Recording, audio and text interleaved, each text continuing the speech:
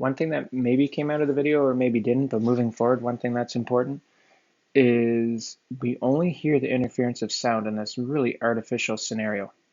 Like if you just had music playing from two speakers, you don't hear quiet spots and loud spots in the room. It's too random. So the only way that we'll get interference, a prolonged interference where there's a spot that's always quiet and a spot that's always loud, is if the things that are playing the noise, the speakers, the things that are giving out the waves, are kind of doing the exact same thing. If they're just randomly sending out sound waves, then we're not going to get a consistently out of phase spot and a consistently in phase spot. So the speakers have to be playing the same note, the same frequency, so that we get those places that are out of phase and stay out of phase for a chunk of time.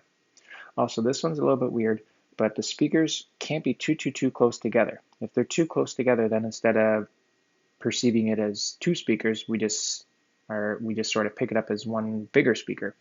And similarly, they can't be too far apart. If they're too far apart, then there's not enough overlap and the pattern doesn't really develop. So we kind of got a Goldilocks thing. Can't be too close, can't be too far. They've got to be just right. The just right is that the distance between the speakers has to be kind of comparable to the wavelength of sound. The wavelength depends on the frequency, but generally if they're like measurable in meters, that's comparable to the wavelength of sound. So if you put two speakers, have them playing the same thing, and they're a couple meters apart, then you might hear the interference of sound. And the last kind of weird one, the speakers themselves can't be crazy wide. Otherwise, they wouldn't behave like a speaker and create a spot of interference. They would create great big regions of interference. So speakers themselves can't be too wide. Like if we had two sound bars, some people have sound bars for their TVs. If you had two sound bars, great big wide speakers, we wouldn't get the same effect. We need the speakers to be kind of small, smaller than the wavelength of the sound that they're kicking out. So to get this interference of sound, we had to have this kind of artificial scenario. Play the same thing. Can't be too close and can't be too far. And they can't be too big themselves. Here's where we're going to step it up. There's a very similar outcome with light.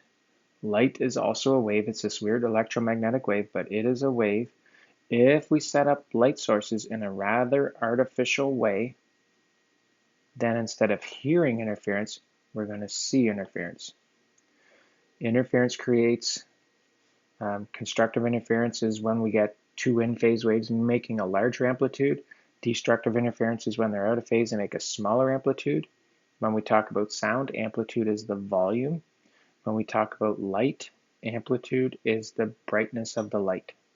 So if we can set up this crazy artificial scenario, we'll see constructive interference. So we'll see the light combine to make a bright spot, and then we'll see places where the light combined to make a dark spot, which is kind of crazy. Two lights overlapping and they turn into a dark spot.